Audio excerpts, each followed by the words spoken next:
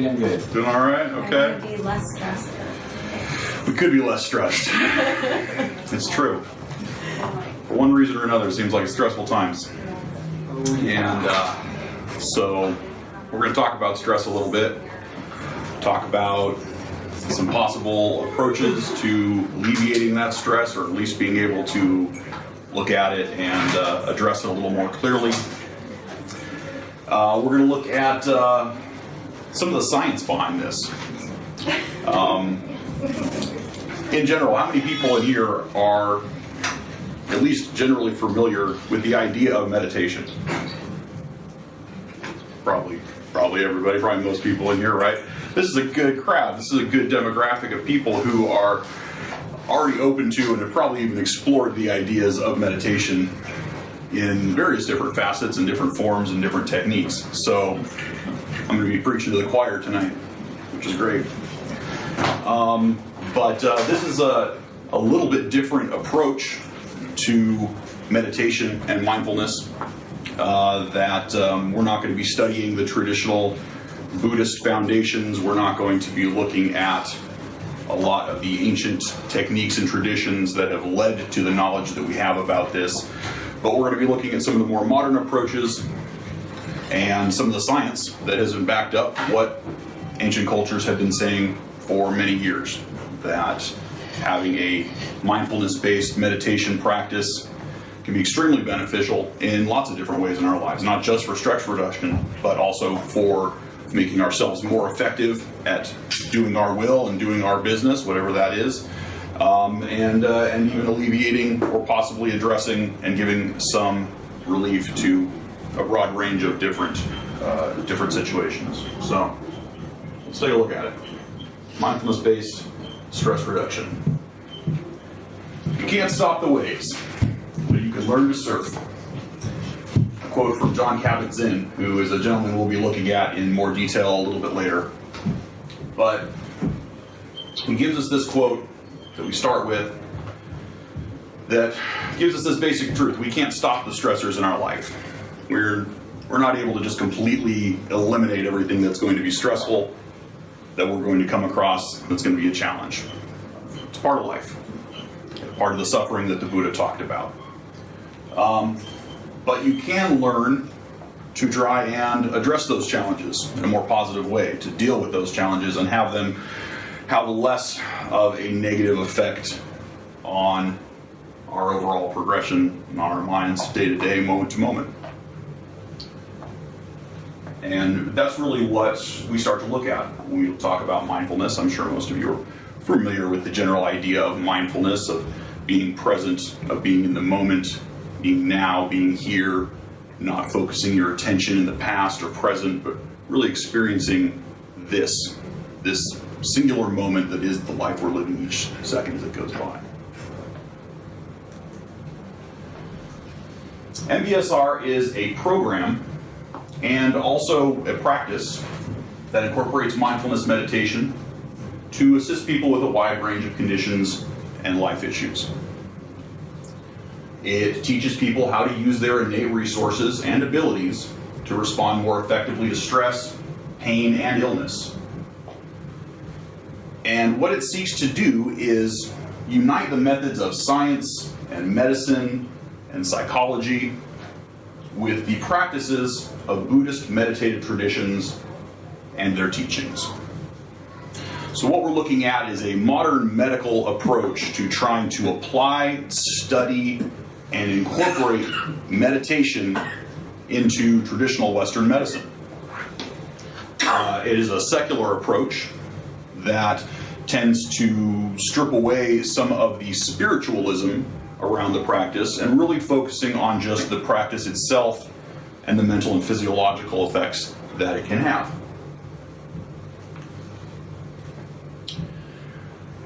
MBSR and meditation in general have recently, within the last 10 to 15 years, been the subject of numerous scientific studies, which have suggested that it may be beneficial for people experiencing depression. Also anxiety and panic disorders have been studied using meditation. Drug addiction, chronic pain, high blood pressure, eating disorders, stress among cancer patients going through treatment, loneliness among senior citizens, ADHD in both adults and children, asthma, psoriasis, irritable bowel syndrome, and PTSD. And not just in soldiers, but in a wide range of people suffering from different amounts of trauma and different events in their lives. That's a pretty big list. You look at that and you start to think, wow, this is the cure for such a wide range of things. That almost seems a little bit too good to be true. But the fact is that the studies have been done, and the research is there, and there's a lot backing it up. So let's keep looking at it. Studies have also shown that meditation reduced specific levels of stress hormones, have shown boosting to the immune system, made office workers more focused, more productive, and improved test scores on the graduate record exams. Patients who went through the MBSR 8-week course, so when I said before this is a program, there is a specific 8-week course with a specific curriculum that they have studied in the application of this. And we'll see why in just a minute.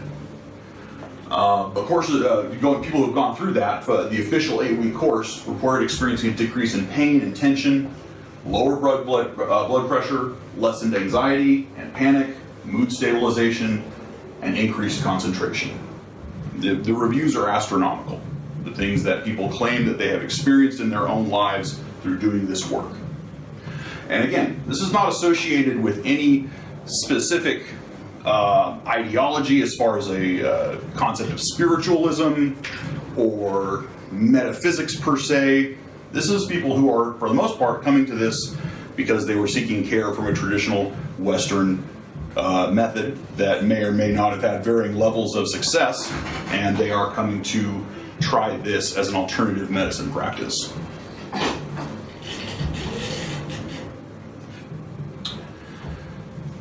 Much of what the general public knows about meditation, and really the bringing of meditation and mindfulness to the mainstream, can be attributed to this gentleman, John Kabat-Zinn. He was born June 5th, 1944 in New York. His father, Elvin Kabat, was a biomedical scientist. His mother, Sally, was a painter.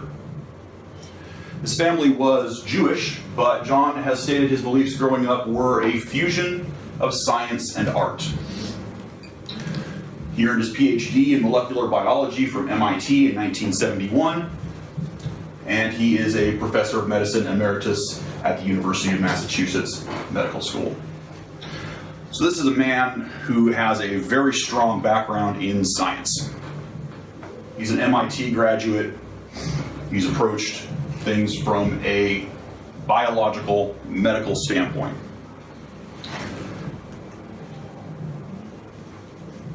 John was first introduced to meditation by Zen missionary Philip Kapleau while at MIT. He met him and made friends with him and started to look into mindfulness and meditation and traditional Buddhist practice. He went on to study considerably, study meditation with other Buddhist teachers such as Thich Nhat Hanh and Sun San. And although he's been trained in Buddhist principles, he does not necessarily identify directly as a Buddhist, preferring to think of himself as a scientist.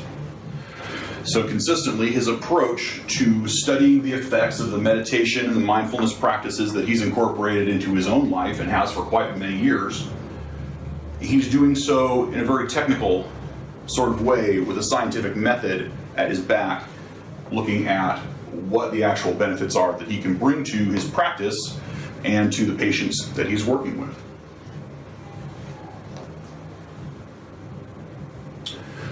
While on a meditative retreat in 1979, John had a vision that he could bring meditation to a much broader audience by stripping it of its Buddhist metaphysics. In 1979, same year, he founded the Stress Reduction Clinic at the University of Massachusetts Medical School, where he adapted the Buddhist teachings on mindfulness and developed the MBSR program.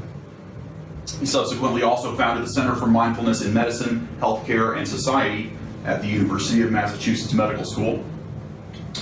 And working with the doctors there and the faculty there, he started teaching mindfulness through meditation to people suffering from chronic pain and a variety of illnesses to see what effect it could have on the people that he was trying to help.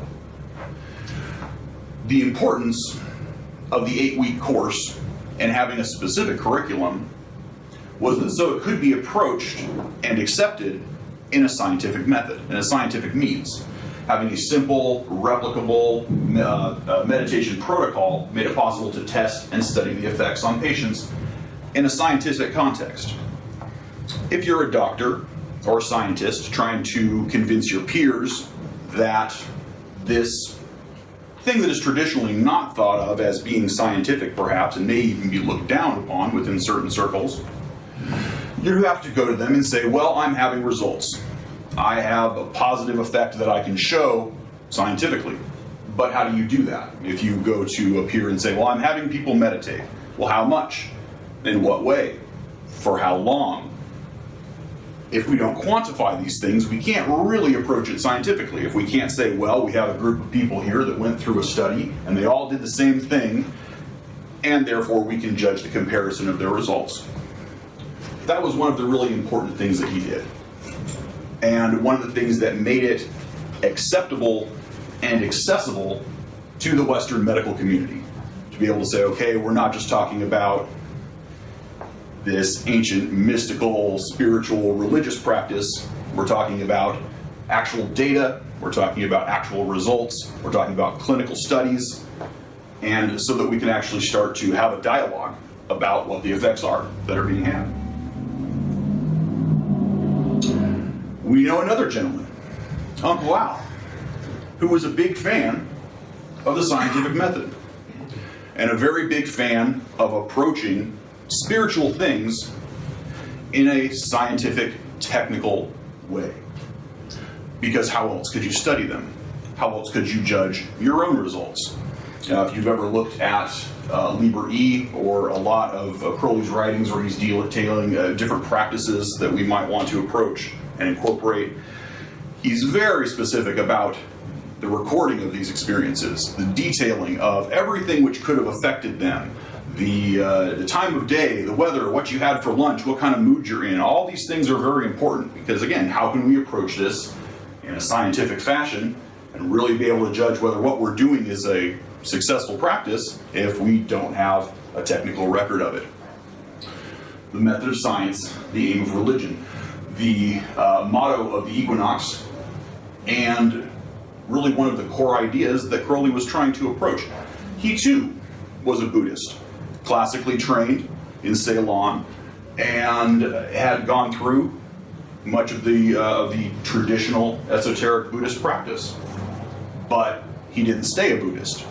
He took the practice which he found to be beneficial there, and the things that he learned, and incorporated them into his own method to move forward and do further work with. And a quote of his, of course, magic is the science and art of causing change to occur in conformity with will. I thought it was interesting that the science and art were the two things that John Kabat-Zinn had described his childhood as, the mixing of the technical and the creative energies of his parents. And when we look at the idea of just trying to cause change in conformity, we can look at that externally, but we can also look at it internally within ourselves. If I can cause a change in the standard functioning of my brain, if I can quiet it, if I can affect a negative internal dialogue and change that to be something which is going to be more positive and more in line with my higher will, what I've done is magic.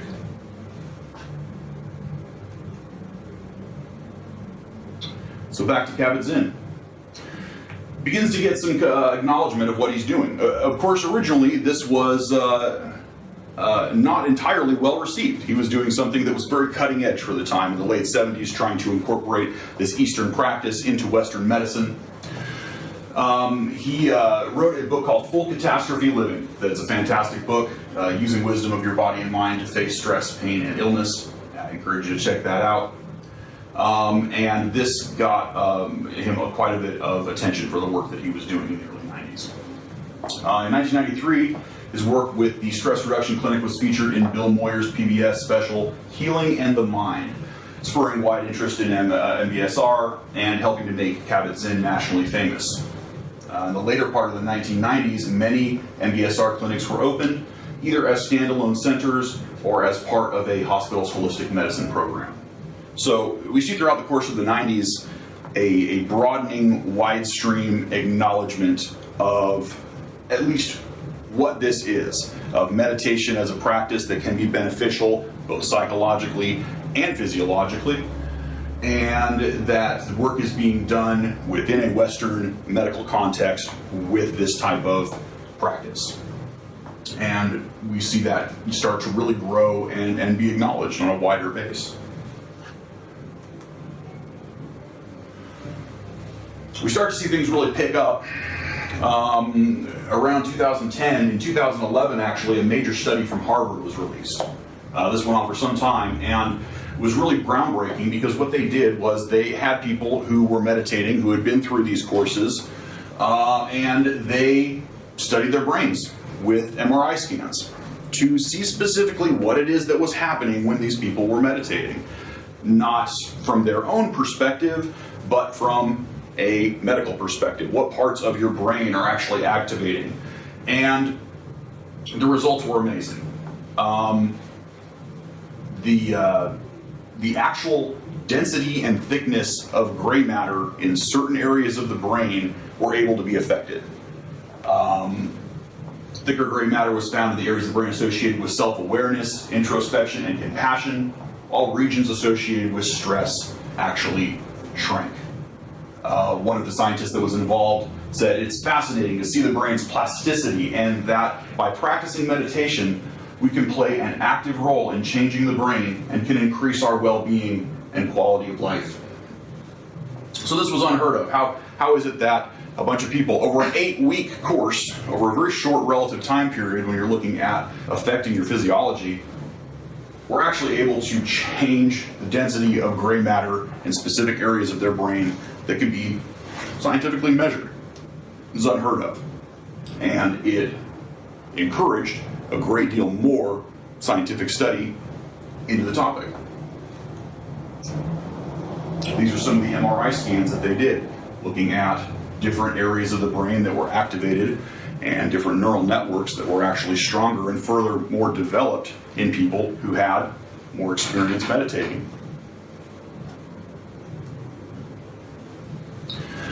Yale researchers also conducted a study which found that experienced meditators showed deactivation of the part of the brain known as the default mode network, DMN, a region involved in self-referential processing.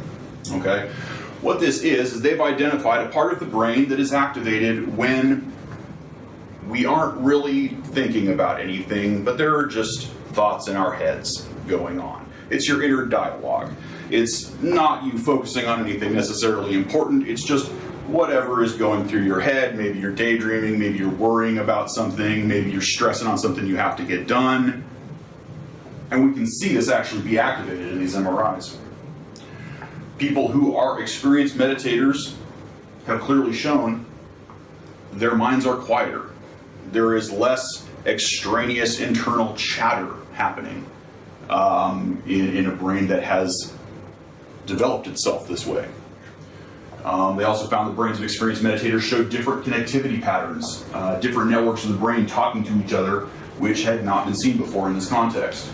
So again, more developed neural pathways that aren't being seen in people who don't have this experience, and are being seen much higher and much stronger in people who are advanced meditators, people who are Buddhist monks, that they've looked at that. They've looked at the brains of people who have been meditating for years, and there is an actual physiological difference in their brains based on someone who has not had that kind of practice. At the University of Massachusetts, Judson Brewer is a psychiatrist and neuroscientist using mindfulness to treat addiction. He says, this is just the next generation of exercise. We've got the physical, exercise components down, and now it's about working out how we can actually train our minds. He's done a couple of amazing TED Talks and is really talking about this, working the brain and seeing just how much benefit can be achieved through that. This is a quote from Anderson Cooper. This is interesting, actually. I encourage you also to check this out. You can YouTube this. 60 Minutes did a piece on mindfulness-based stress reduction, where Anderson Cooper goes and he talks to John Kabat-Zinn, and he does a retreat with him, and he also goes to visit this gentleman, where they hook him up to this machine, and he's had a little bit of experience with meditation. They've been teaching him some about mindfulness, and so he has a skeptical but a little, slightly informed approach to what it is that he's doing, but he's coming at it as a journalist, of course, and someone who hasn't had experience with meditation prior to this. And so they hook him up to this machine where they have these hundreds of electrodes all over his scalp and a small amount of fluid in each one that can test basically the electronic impulses of his brain across the entirety of his skull. And they're giving him a readout that he can see here on this computer, which he described: when I thought about something stressful, the cells in my brain's posterior cingulate immediately started firing, shown by the red lines that went off the chart on the computer screen. When I let go of those stressful thoughts and refocused on my breath, within seconds, the brain cells that had been firing quieted down, shown by the blue lines on the computer. And this blew him away. Approaching this as a skeptic and not having a ton of experience with it, but being able to see just that difference in electronic data that's happening. That there are different parts of your brain that are firing and having certain physiological effects when you are focused on stress. And how often are we focused on stress? We might find ourselves focused on stress the majority of a day sometimes. And what cumulative physiological and psychological effects could that be having on us? It's interesting to consider. Check out the 60 Minutes thing with him. It was fun. These studies, and many others, there's quite a few you can find out there, are challenging the long-held beliefs of neuroscience. Previous scientific theory generally believed that our brains developed as we grew, that we reached a certain point in our lives, I think generally around 25 or so, mid-20s, and the brain just stops developing. That's it.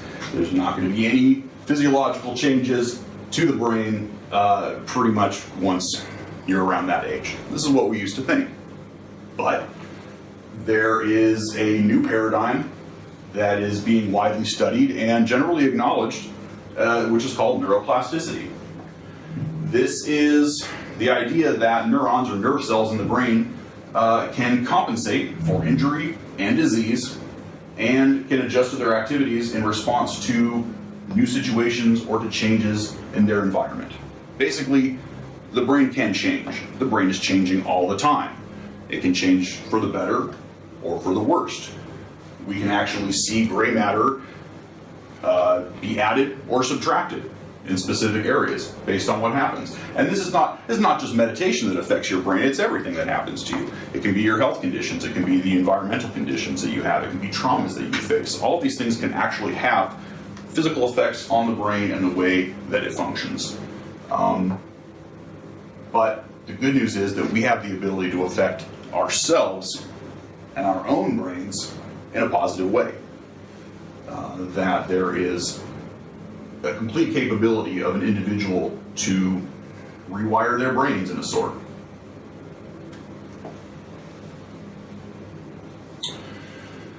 People who meditate regularly, like Buddhist monks, have different neural structures. They have brain regions that can process much higher levels of compassion and awareness than a normal person, from one of the scientists that has been studying this.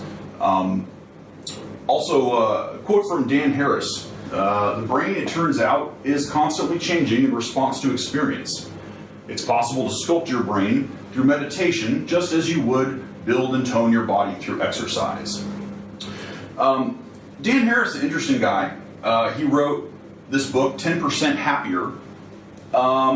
His story is interesting. He was a news anchor, professional news anchor for years, and at one point, due to a variety of circumstances, he had a complete panic attack while on air. So while he was delivering the news, he completely broke down and had a pretty intense panic attack that he was not able to really address. This led him to try and figure out why that happened and what he could do to try and stop it from ever happening again. But he approaches this from a very skeptical, a very non-metaphysical sort of approach.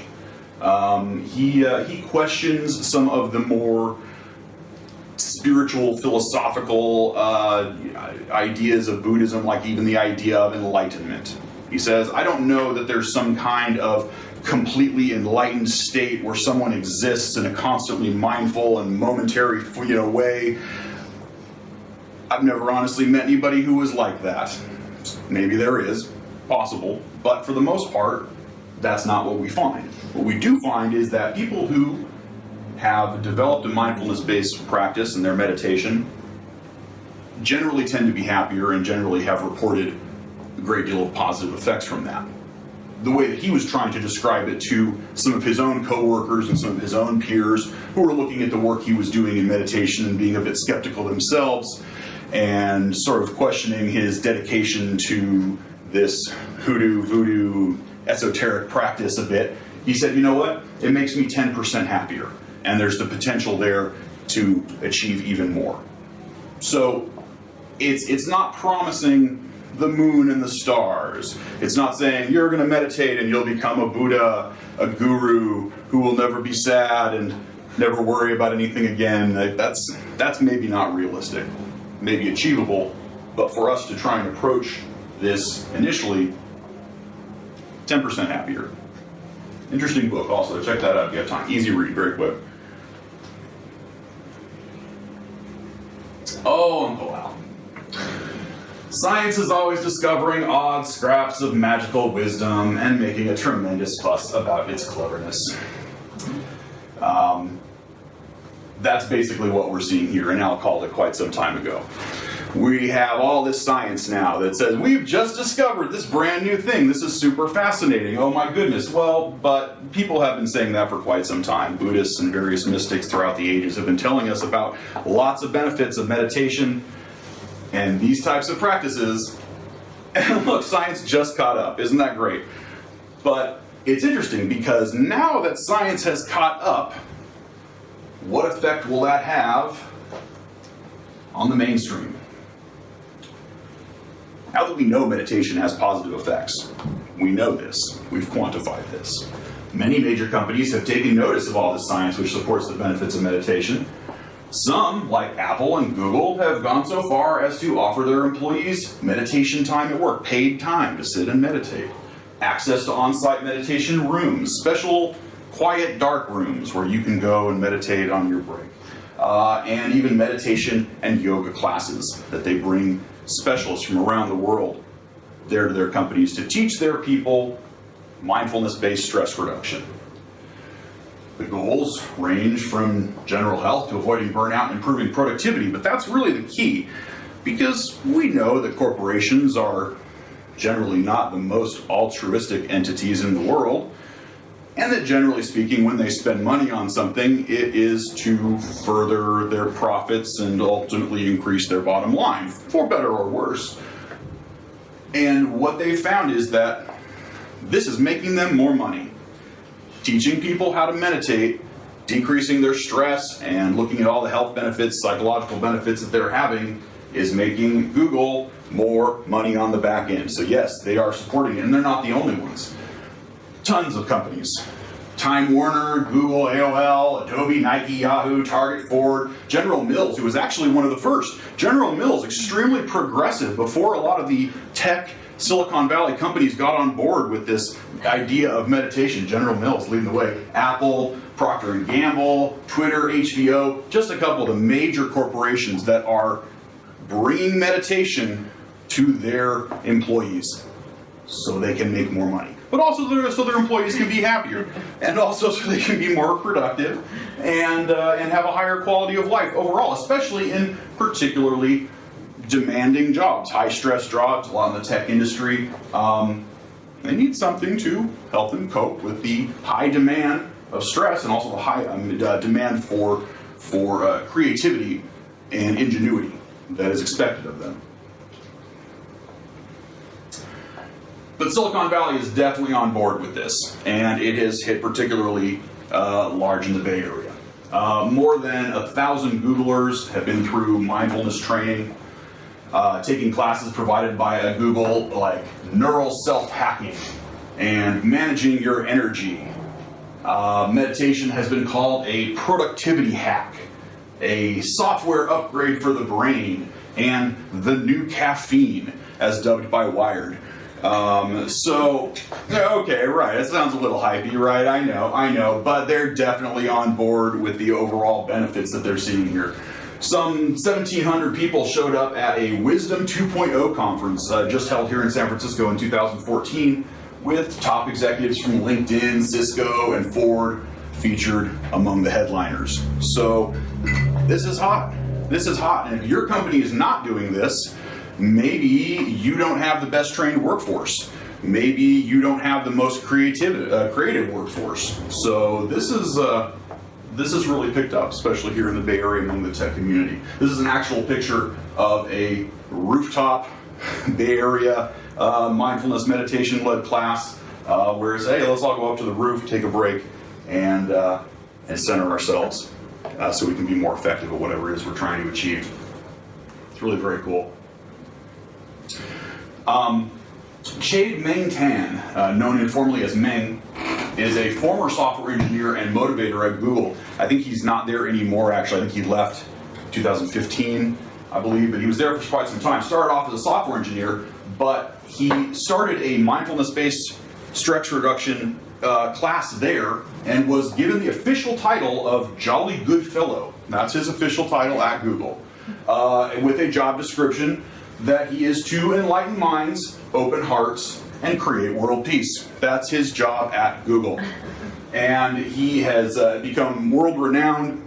He works with a lot of very, very powerful people. He's, I believe, not with Google anymore. He's gone on to pursue his own practice and work by himself, but is still doing the same thing, is still promoting this idea. And he says, when the mind is unagitated, when the mind is calm, that mind is most conducive to creative problem solving.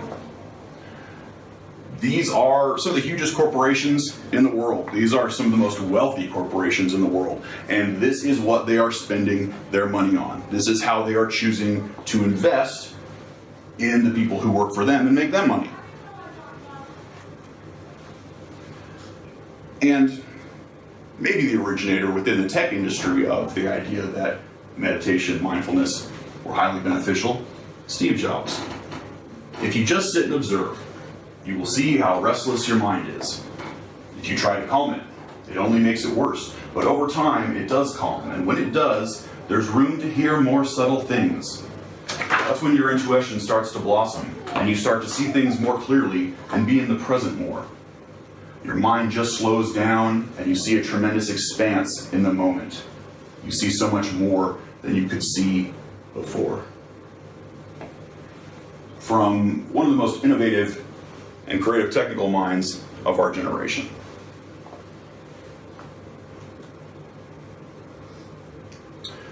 But it's not just business. That would be enough in and of itself for us to say, well, certainly there seems to be some legitimacy to this, but no, not just business, it's the military. That's right, the U.S. Marine Corps is studying how to make troops even tougher through meditative practices, yoga-type stretching, and exercises based on mindfulness, testing a series of brain-calming exercises called mindfulness-based fitness training. It sounds a little more macho, but it's the same thing. U.S. Army has shown that mindfulness meditation exercises positively support active duty soldiers in protecting and training their minds and helping better prepare soldiers for high-stress combat situations, while also improving overall cognitive resilience and performance. The positive effects of meditation training have been called by one military leader mental armor.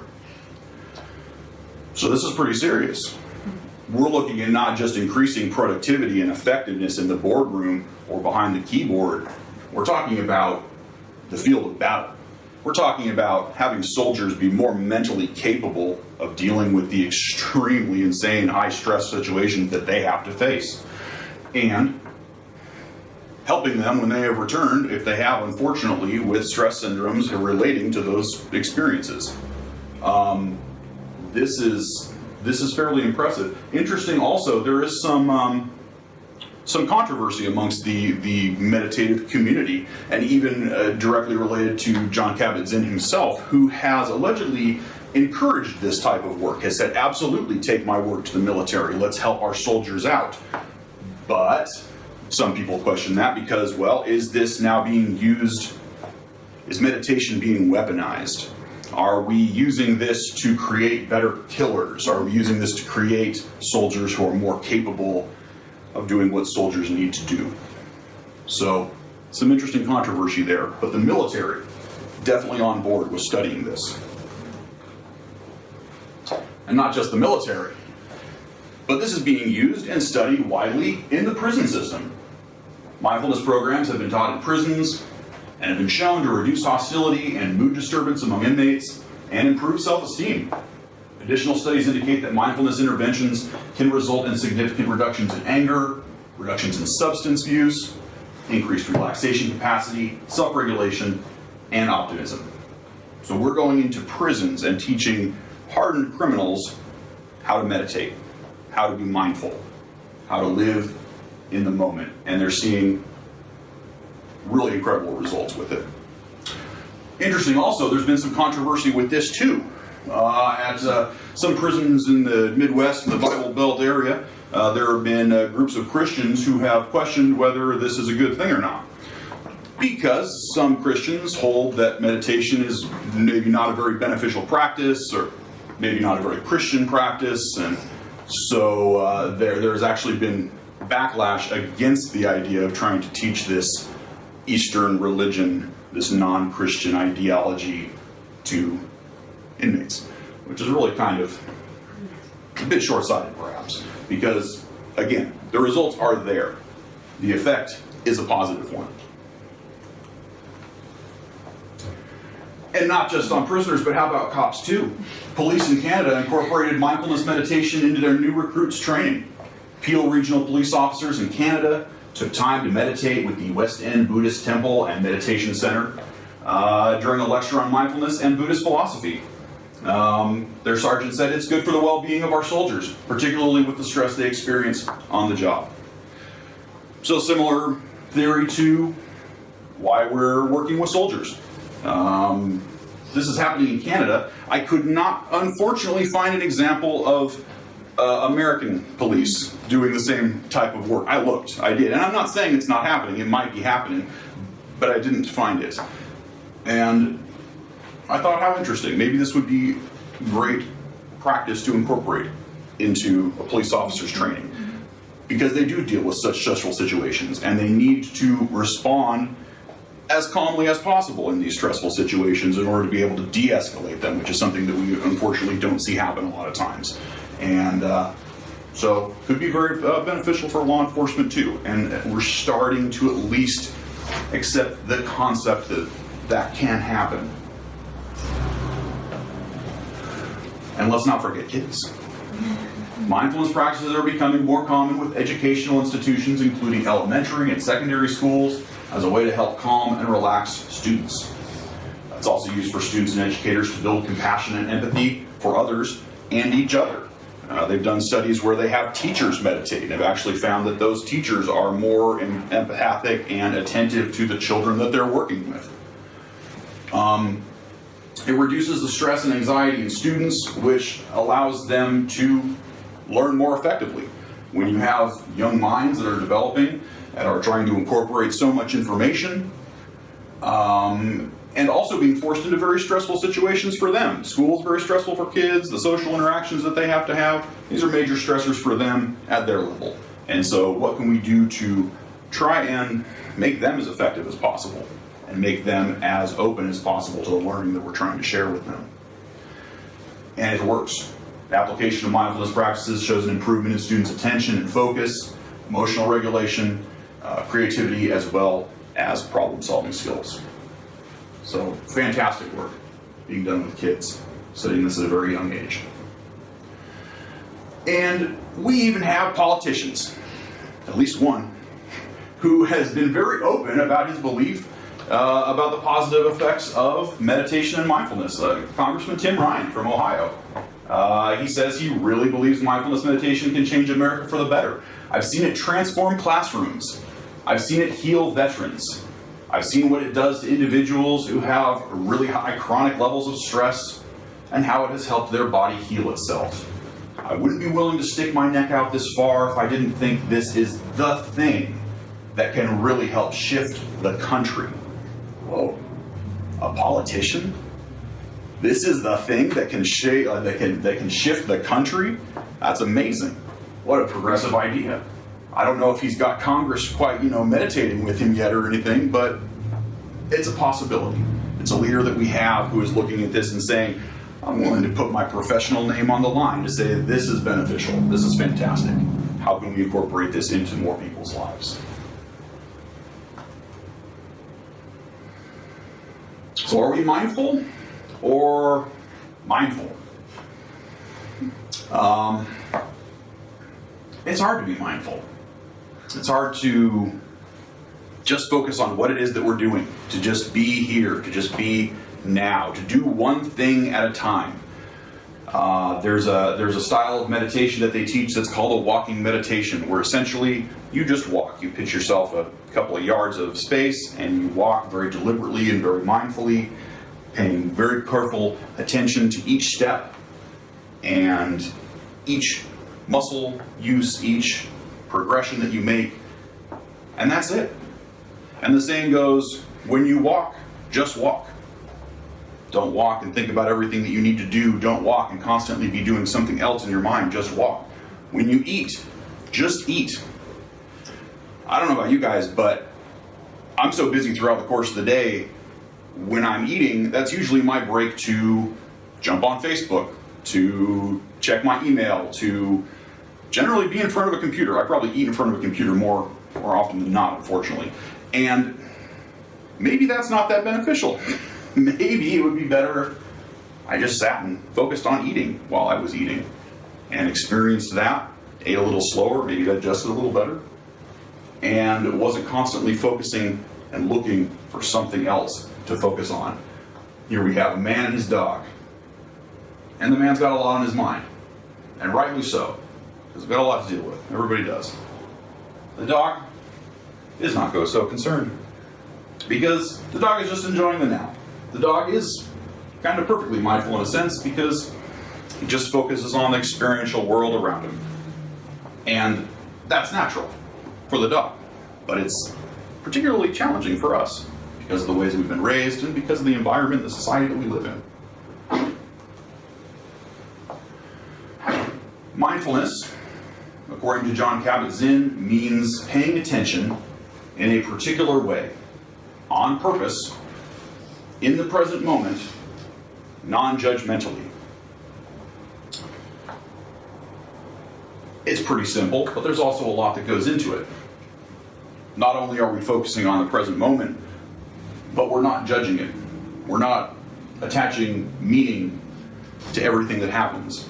We're not having an emotional response to everything that happens.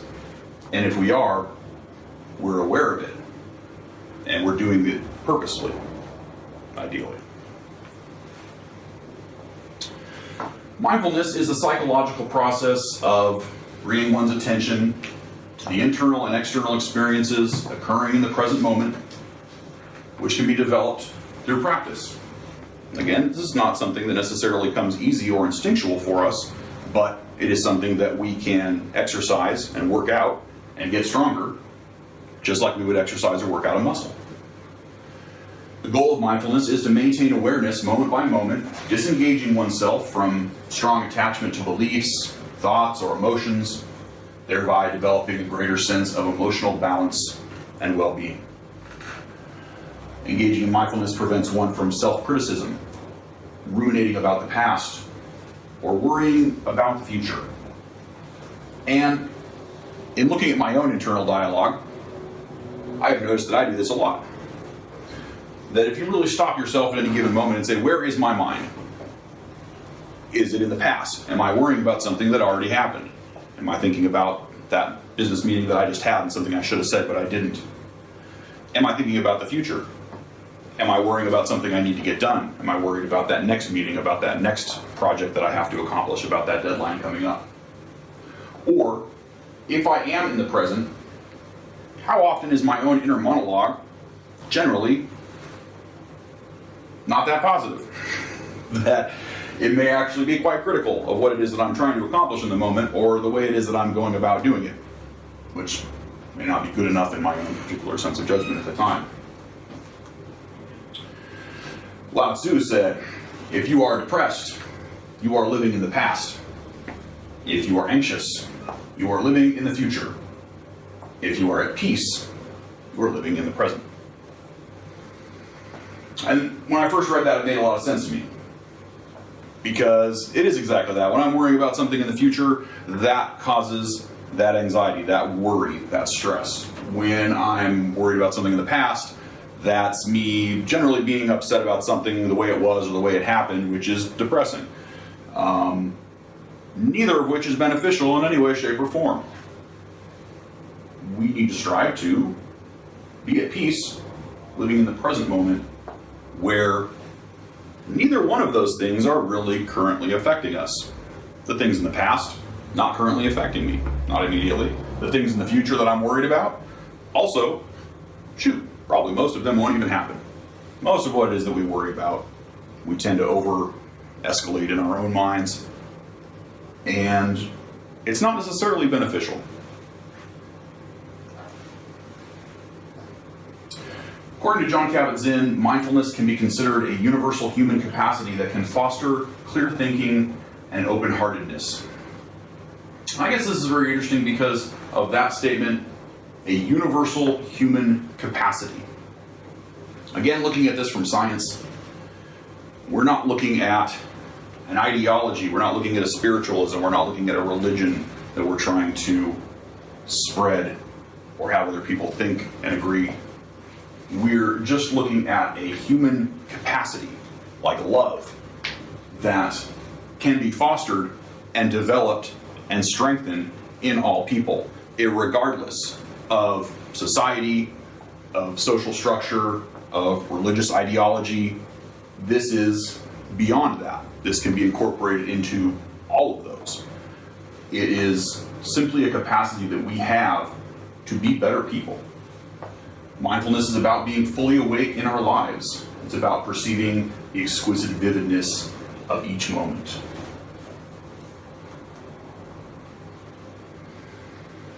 So, what is this actual program? We've talked a lot about where it came from and some of the science that supports it. The program itself is an 8-week workshop taught by certified trainers that entail a weekly group meeting, a one-day retreat, and then a daily meditation of your own practice. And it features instruction in generally 3 formal techniques: mindfulness meditation, body scanning, another form of meditation that they incorporate, and simple yoga postures. This course is now offered at more than 700 hospitals and institutions worldwide. It is widely used and widely acknowledged as beneficial. I found online a link here.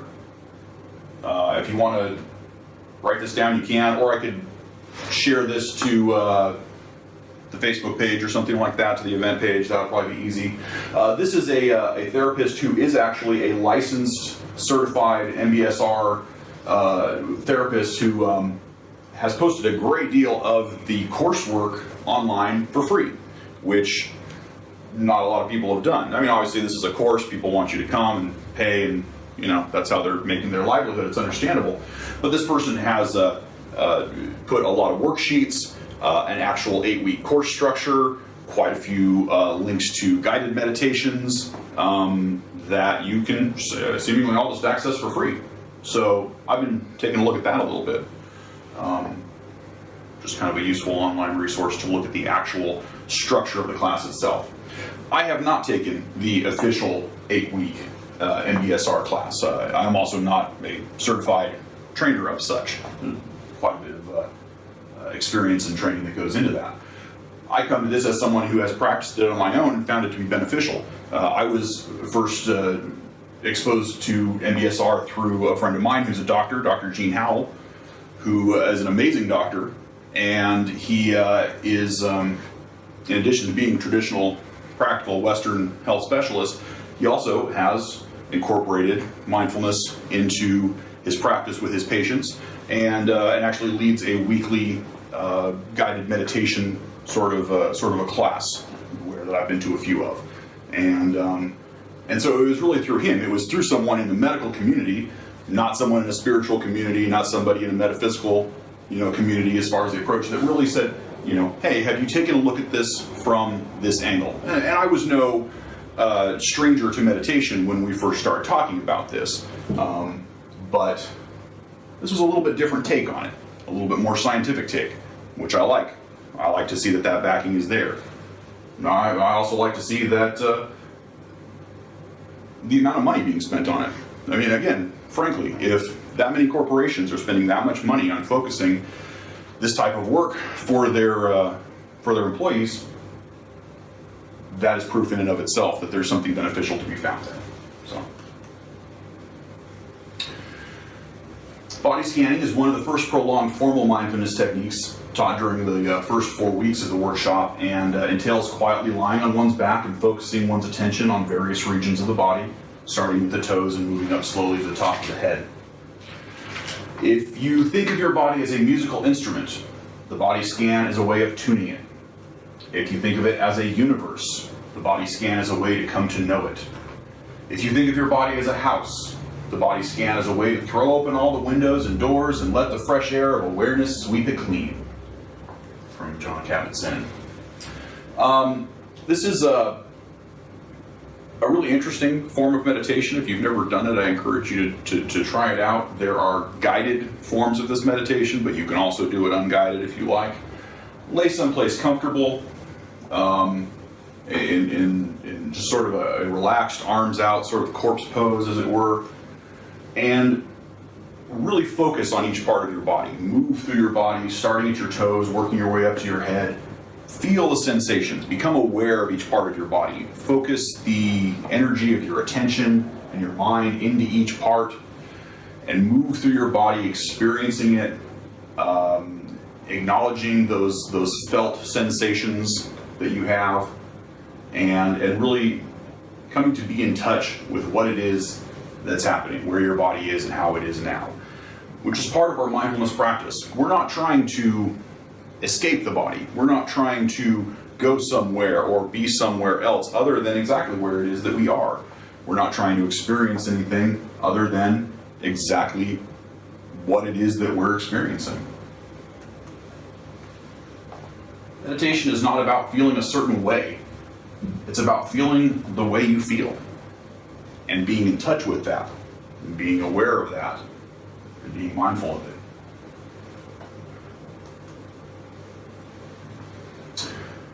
The basic mindfulness meditation is very simple.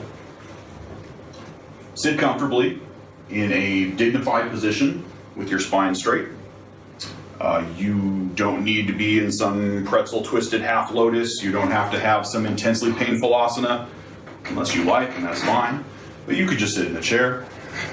You could just be comfortable, but maybe don't slouch over, and maybe have your spine straight, and that's going to be useful. Then focus on your breath. Pick a spot in the body, the nose, the belly, the chest, and really try to feel the in-breath and then the out-breath, and become deeply in tune with this. This is where the focus of your attention is going to go. This is where the monkey mind is going to Say, okay, this is what it is that you can focus on right now. And then, every time you get lost in a thought, which you will, thousands of times, forgive yourself and gently return to the breath. And that's it. It's pretty simple, but it's also incredibly hard. And something that is far more challenging than I at least thought that it would be when initially approaching it. We may have experience, certainly within this group, with a variety of different types of meditation, some of which involve detailed visualizations, sometimes holding specific images in mind and trying to not let that image waver. This is really just acknowledging the thoughts that you're having and letting them go. And don't judge them. And don't worry about them. And don't be too upset or frustrated, no matter how much your mind wanders, because it's supposed to. That's what your mind does. But it's the willful act of bringing your focus back to the breath and the present that strengthens your mind, like a mental bicep curl. This is actually the beneficial act of what you're doing. You're focusing your thoughts, your minds wander, and you bring it back. And every time you do that, that's good for your brain. There's a rep. So really, your mind wandering is not such an awful thing. That's what creates the practice of the mental gymnastics that you are working yourself through. Don't be judgmental of the thoughts which arise. Don't think that was stupid. Why am I thinking about this? Don't worry about it. Just acknowledge your thoughts and let them go. Don't try to go or reach anywhere. The point is to be present. You don't have to hit the astral plane or travel to some spiritual realm, which is any different from exactly where you are. And don't try to block the world out. This was one thing when I first started meditating that really got to me. I wanted everything to be silent around me. I wanted to be in this silent, dark room where nobody spoke and there was no noise and a car never drove by outside. And that's not really realistic. That's not the world we live in. But instead of trying to fight all of that, accept all of that, just like you're accepting your thoughts. Oh, there's a noise. Oh, the alarm just went off. Oh, the guy with too much bass just drove by outside my house again. For the 5th time today, I don't know why. It's okay. It's all right. We're just going to acknowledge that, bypass, and move on with our practice. Consistency is more important than duration. If possible, I think it's beneficial to try and practice every day. Again, this is like a workout. 45 minutes of mindfulness meditation every day would be awesome, wouldn't it? But we don't necessarily have time to do that, and that's understandable. But maybe start with 5. Do as much time as you have. Sit and make 5 minutes to just be present and mindful. Some people talk about a single mindful breath. You can stop yourself throughout the course of any day and center yourself, ground yourself, and take a single mindful breath and be aware of where you are and what you're doing. Just kind of check in. I would recommend using a timer. And I love the Insight Timer app. I'm going to make a total blatant plug here for these guys. I don't get paid anything, but this is an iPhone app that you can get, and it's excellent. It keeps you from having to look at a clock while you're meditating, so you can set a time and say, I'm going to go for 20 minutes, and then, not peak, because it seems like it's been 20 minutes, but it hasn't yet. But beyond that, it has a great statistic tracking, sort of data tracking system, where it will show you when you've meditated, how long, what time, which days. It gives you a graph. It's kind of cool. You can see where you're actually spending your time. It has a very large community. Every time you meditate, when you finish, it will show you a map of the world and points where everyone else in that community is meditating and say, congratulations, you just meditated with 1,500 other people all around the world. That's fun. And it also has a lot of guided meditations and different chimes and bells and things like that, so it makes it nice. It's a good little companion. Pretty sure there's a free version still. But there's also a pay version that gives you some more skins and bells and stuff like that. But it's pretty useful and I like it. I like stats too.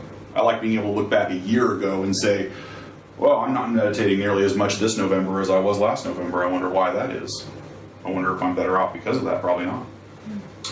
So, insight timer, pretty cool. But here's ultimately what we're kind of trying to achieve with all this. Yeah, there are a lot of physiological, psychological, beneficial elements to meditation, but here's the psychological loop that we're trying to affect.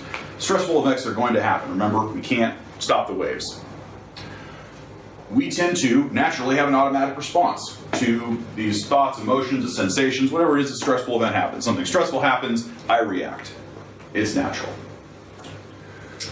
But instead of just reacting immediately with whatever the first knee-jerk sort of reflexive action is, I am going to be mindful and attentive and aware of those thoughts that are popping up. Just like I'm aware of the thoughts that are popping up while I'm meditating that I can acknowledge and look at as being something separate that I can deal with. And we're going to reapprise the response that we're going to have. We're going to look at the automatic reaction that we might have expressed and say, is that going to help this situation? No, probably not. Let's not do that. Instead, let's increase our positive emotion and decrease our stress reaction and ultimately de-escalate the stressful situation, as opposed to adding more stress to that situation by whatever the stressful response was going to be that we were going to initially have. Being able to acknowledge an emotion or a response that you have to something and say, okay, there that is. I can take a second to acknowledge it, separate from it, and decide how it is that I want to move forward with it, my response. That's where we're going for. It doesn't always happen. I still get mad like everybody else. I'm sure you guys do too. I'm sure even John Kabat-Zinn and most of the people who've been doing this for years still have reactions to stress that are less than ideal. But that's okay. Being able to at least acknowledge some of those and be able to move forward in a more positive manner is the progress that we're making. So, in general recap, some of our benefits for meditation: reduces pain and enhances the body's immune system, reduces feelings of depression, anxiety, anger, and confusion. It increases blood flow and slows the heart rate. It provides a sense of calm, peace, and balance, helps to reverse heart disease, lower blood pressure, helps control thoughts and your inner dialogue, increases your overall energy, and reduces stress. That's what the science has shown us. Not what the gurus are claiming, but what the scientists have shown. This is a quote from Liberal: "For pure will, unassuaged of purpose, delivered from the lust of result, is every way perfect." You may have heard it. It's one of my favorite lines from the Book of the Law, but I feel like it applies very well here, in that this is a beneficial and effective way to approach meditation. A lot of people that I have talked to about meditation, not necessarily among this demographic, but friends and family and people in general, even if they are willing to try it out, acknowledge that it may be beneficial, who knows, but just getting someone to a point where they're willing to give it a shot and try it, a lot of times they're frustrated.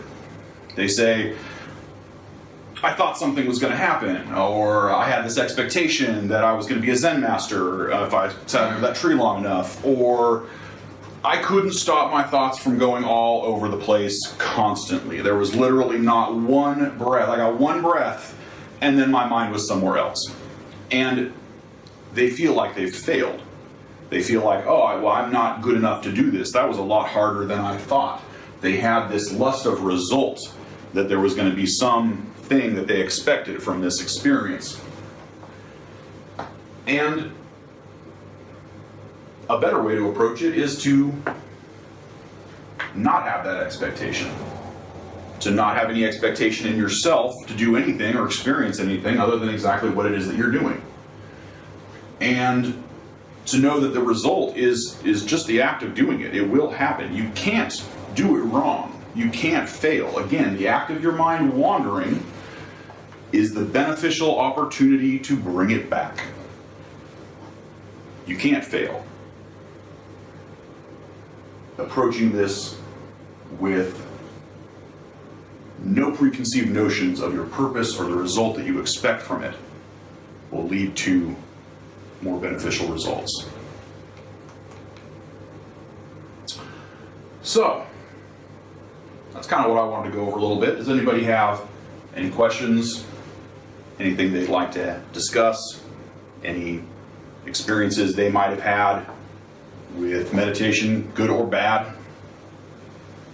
So overall, good things to keep in mind would be to not try to seek perfect isolation for this. Subject yourself to different regular sensory input you'd normally be around when seeking a place to do this. And not try to meditate on anything, like not try to focus on one thing. Because you'll hear people say they're trying to meditate on something. Sure. And that's actually like a fallacy in this. Well, again, so to address those two things, I think it could be completely beneficial to have a nice quiet place where there were not a lot of external, extraneous distractions. Yes. So if you have that place and it's convenient for you, I think that's a great place and a great time to meditate. Just the fact is that that's not always going to be available as much as we would like it to. I remember literally trying to cover up the windows in one of my spare rooms so I could create this entirely dark, isolated environment. That's fine, it's nice, but it's just that we should also be able to acknowledge the world that we live in. And if you're meditating and a baby starts crying somewhere or whatever, that's okay. That doesn't need to be a distraction or a detractor from the meditation practice that you're trying to pursue. And I'm sorry, what was your other? It was that and the the meditation on nothing. Something, right. Even again, there are many forms of meditation, and I won't say that this is not the only form of meditation by any means. And there are many types of very beneficial meditation where you will focus on a specific whatever, an idea of energy transferal. Maybe you're focusing on something Kabbalistic and you have the middle pillar and the tree of life in mind when you're working and you're meditating. Perhaps you are trying to focus on a specific object just to be able to hold that object in your mind. These are also beneficial meditation practices that Crowley talked about and that we've experienced. So I think those are good too. But this is a little bit different in that you're not meditating on anything other than just being how and who and where you are and experiencing what it is that you are. It doesn't have any further visualization that you're trying to achieve. The focus is on that internal breath and on just trying to keep it there. So I guess you're meditating on your breath, if anything. That's your focal point. So this, if you wanted to look into other avenues of meditation, this might be a good baseline to bring yourself to? I think it would be. I also think it would be a good introduction to somebody who doesn't have experience with meditation, maybe doesn't even like the idea of meditation very much. I think that this is something that I could come to a family member who has no interest or faith in meditation whatsoever and say, hey, here is a very simple practice that will be very approachable, and here's some science to back it up. So, don't take my word for it, but try that out yourself. Okay. So yes, I do think this would be a good entry-level sort of approach to working with meditation and mindfulness. So, on that same note, to other practices that I find are really beneficial, just in terms of mindfulness and expanding your awareness, a lot of human senses are really underdeveloped. For instance, take your sight, for instance, what we use the most. I'm looking at you right now, and I can tell there's two different types of bookcases right here in my peripheral vision. My friend Emily is also sitting right next to me. I can totally see what she's doing right now. Just having a central focus point, but being aware of everything that's in your field of vision.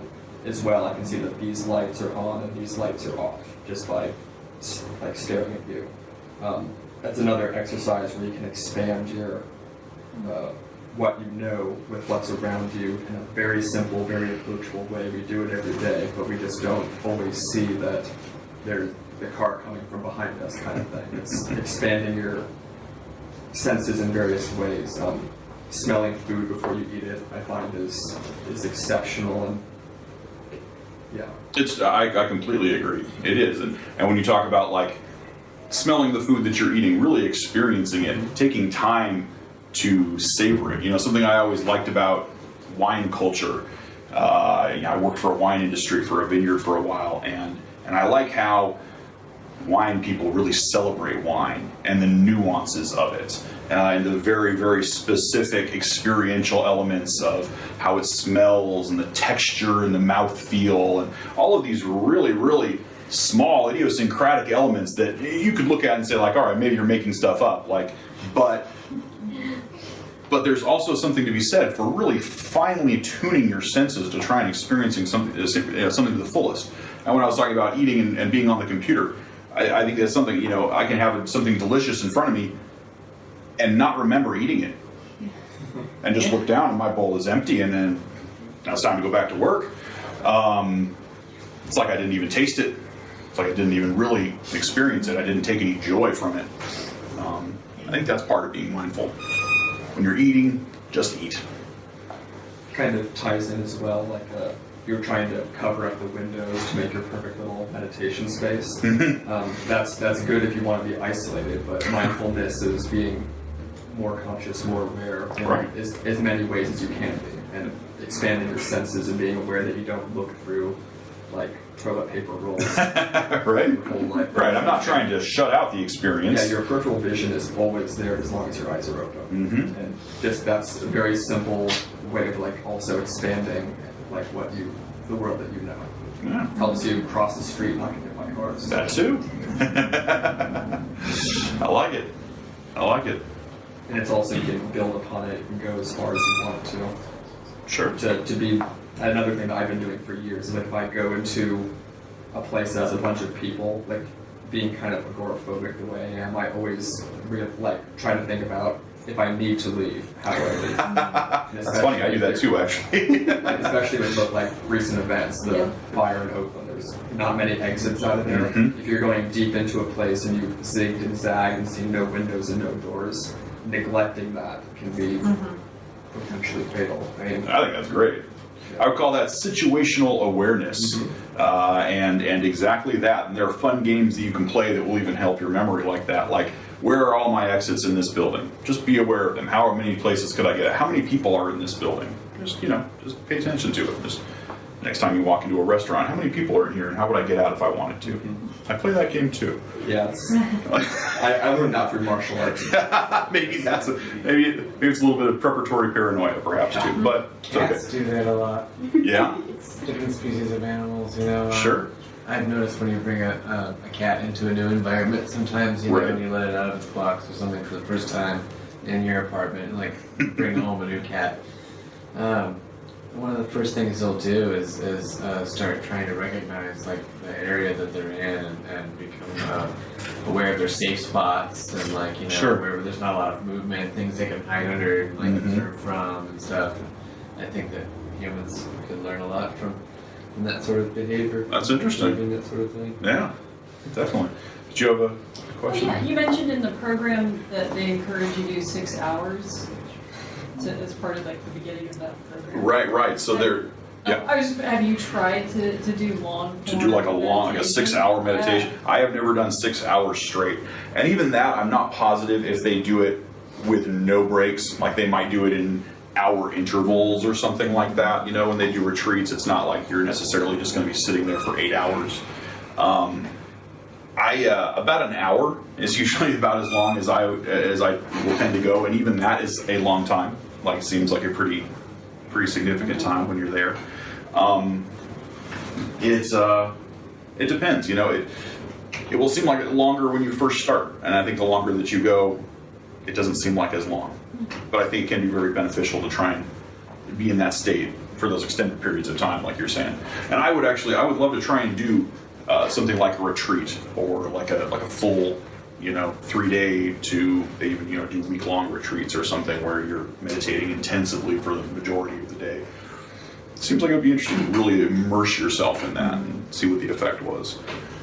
I personally found certain sounds to be beneficial in concentration. I really, for me, I found it effective to use the sound of like singing bowls. Yeah. Like I'll just put on a YouTube, page of just like if they have like 3-hour recordings of the singing bowls. Totally. Some of those tones are really good for kind of helping something to sort of focus in on. Also, in some of Crowley's writings about yoga and meditation, he talks about one-mindedness and focusing on like an object of some sort.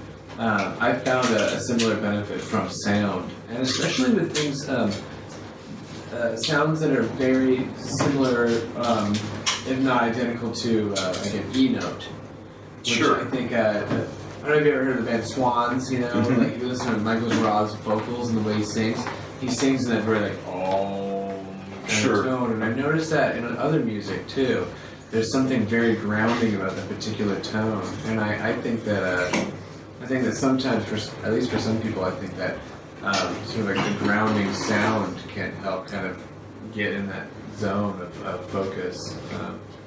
I would definitely suggest that to people, at least experimenting with that type of thing. Definitely. Yeah, the certain kinds of sounds can really help you hone in on like a singular sort of focus. Right.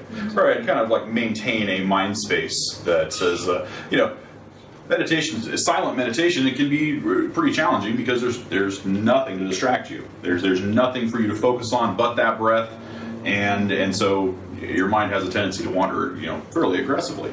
At least mine does. But I like that, and I've done some work with drumming, with singing bowls. There's even there's something called, I think is it isometric beats or something to that effect? They've done studies on various different frequencies that allegedly your brain will react different ways to, and I'm not going to speak necessarily to the hard science of that, but there are quite a few different like guided meditations you can find that are just tones, sort of stuff like that. Sounds. In my own experience, like for example, we were at Joshua Tree not long ago, and we went to this was a sound bath immersion. It was just interesting tones, but the tones would change, and it was a lot of it was very frenetic, and I found myself totally zoning out in almost kind of in sort of a hallucinatory or trance-like state during that experience. And when all the sounds stopped, I felt myself pull out of a really intensely focused mindset, and that could be thought of as something that would really distract a lot of people, but I found myself kind of getting lost in all the sort of almost chaotic sound. I think it's interesting, the contrast between like the silent,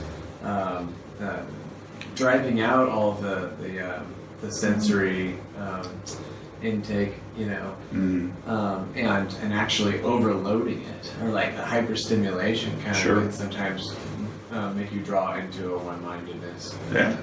This is why I've wanted to experiment with like sensory deprivation of float tanks and things like that. Very cool, see what I could get out of that. That would be awesome. Which I haven't yet. Talk about a perfectly dark, quiet space where you could really get into your own head. That would be amazing. I think that would be very I interesting. mean, you have to feel your own gravity. Right. Maybe a little claustrophobic though. I was looking at some of those tanks and they're pretty small. I don't know, but but yeah, we adapt to that. Definitely. Those would be very interesting. Yeah. Oh, that's cool. I like it. Anyone else have any thoughts? Anything they want to share? All right. And one Yeah. thing I thought was interesting is I was under the effect of an entheogenic substance at one point, and I was riding on the public transit, and had kind of what I would relate to sort of a panic attack. Just all of a sudden I just got extremely overwhelmed by certain thoughts I was having and the energy of people around me, and I felt like I was just going to explode like a scanner or something, just like totally flip out. So I got myself off the train, and instead of just going to find a place to just sit down and like breathe, I just sat down in the middle of the sidewalk and closed my eyes and went into like this instant meditation, and it was like it was sort of an automatic reaction to that feeling of panic, and I felt that just taking like 10 minutes just to sit there and close my eyes and and kind of push all that out, got me out of like this like sort of anxiety attack that I was feeling. And I think Nice.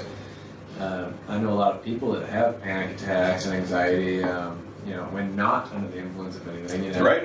And, it might be helpful just to kind of try and practice that, just to, you know, just spontaneously, like, just fall down on your ass, Just wherever you're at. and just, you know, just try that. You know? Sure. I think it definitely helped me in that circumstance. I believe it. I believe it. You know, I've dealt with anxiety and panic myself, and honestly, that's part of what has led me to believe as strongly as I do in this, because I know that it works. Like, I know undisputedly for myself that it works. I'm not going to tell anyone else it's going to work for you, or you're going to have the same experience that I had, certainly, but I have found this to be something that is an absolute go-to, that if I can maintain a consistent practice of, it absolutely has a positive effect on my mental well-being. It could be life-saving in some circumstances. Absolutely. You have an awful panic attack when you're out in public, when you're on the road driving, when you're in any number of circumstances, and it could be seriously dangerous and debilitating.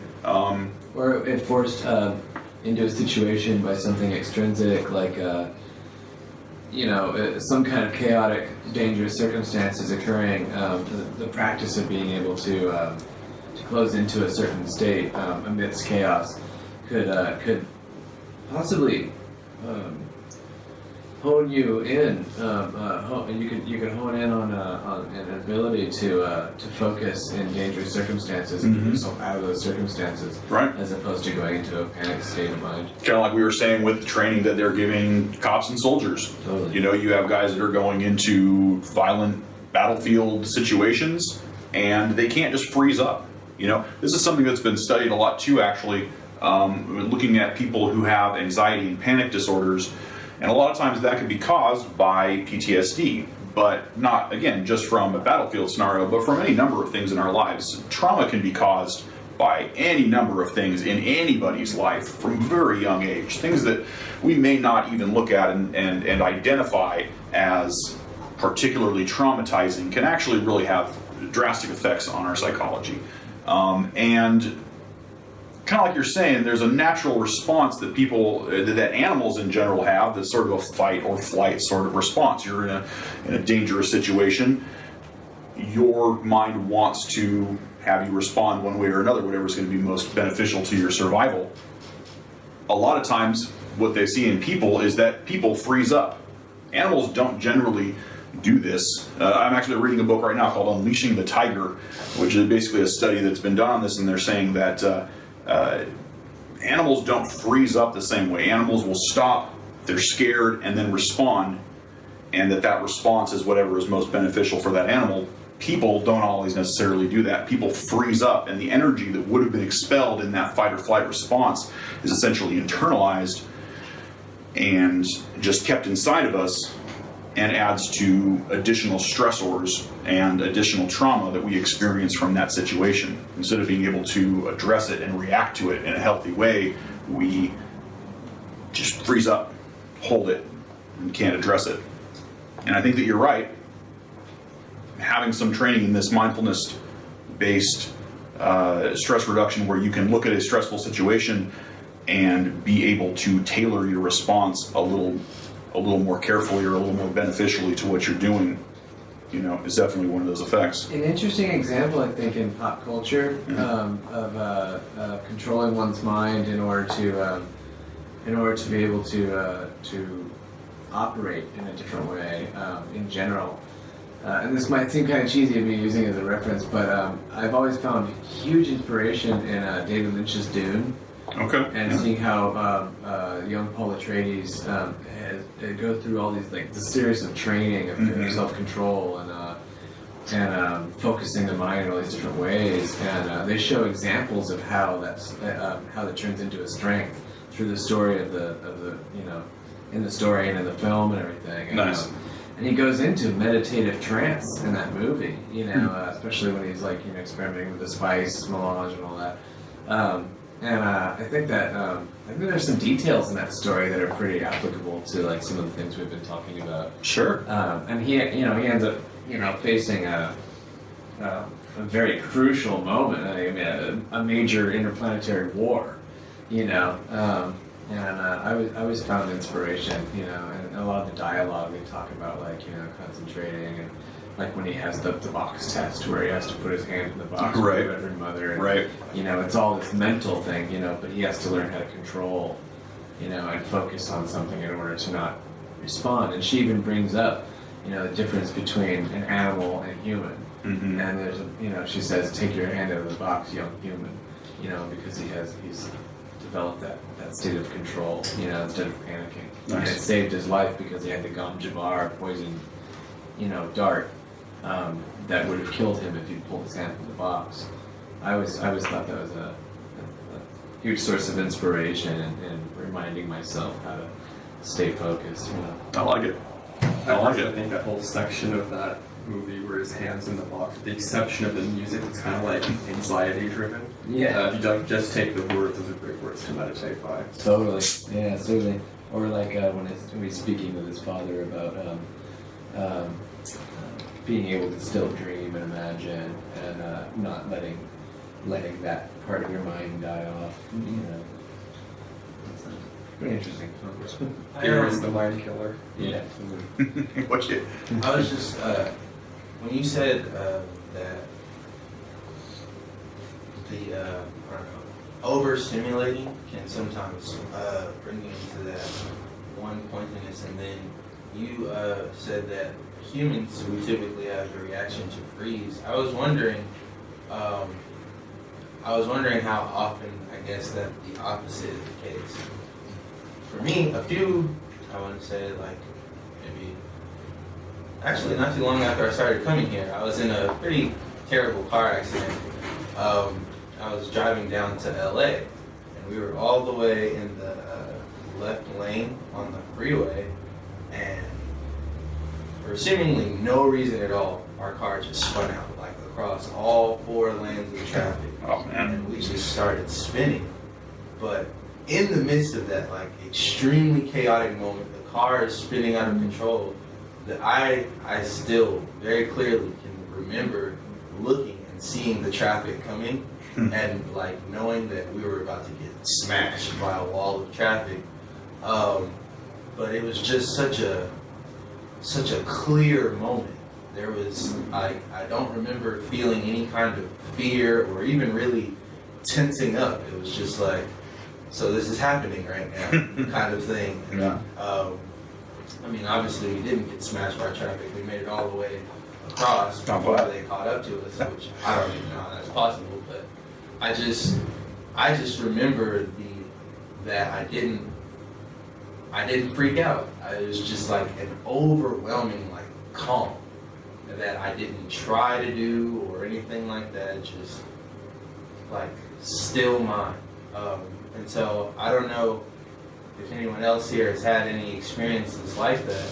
But when you said that about how having that extreme chaos can sort of sometimes push you into it, I felt I really resonated with that, and it immediately triggered that memory for me. So I don't know if that's something. Definitely. I think That's there's intense. definitely interesting aspects to observe from that experience, for sure.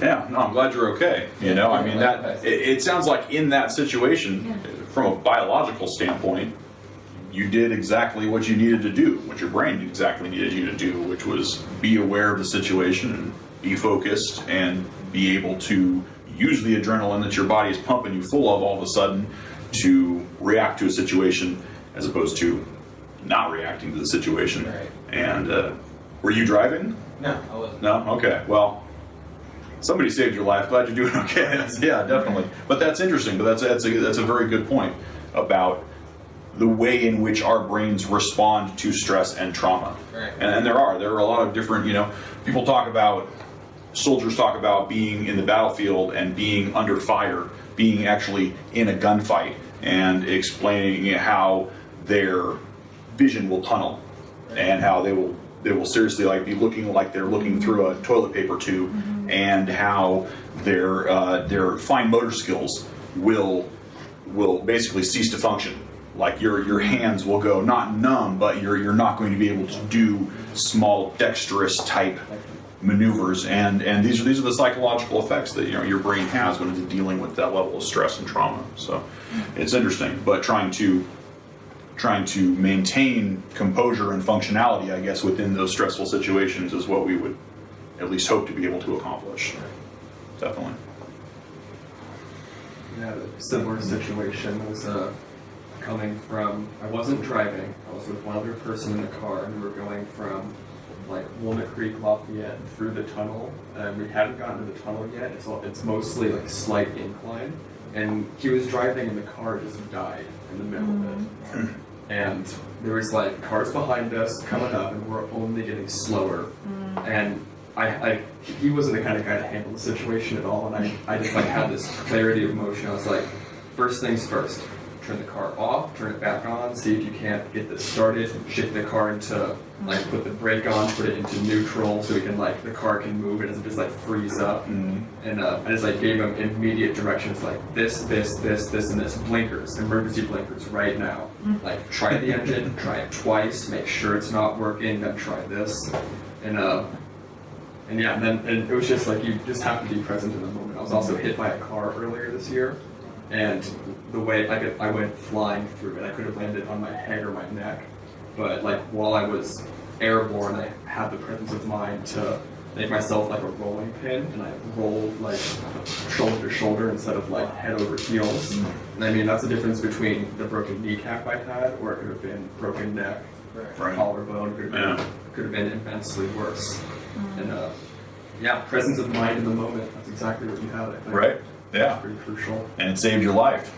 Yeah. Seriously. And if it doesn't save your life, it can prevent things from going terribly worse. Prevent a much worse injury, right? I don't know if there are 4 people in your car, but I mean, if you have this presence of mind moment, you're thinking of more than just yourself. You're thinking of driver, back seat, there's a dog in the car, you gotta think about like, I mean, you don't have to think about it, but if you have the presence of mind, you can.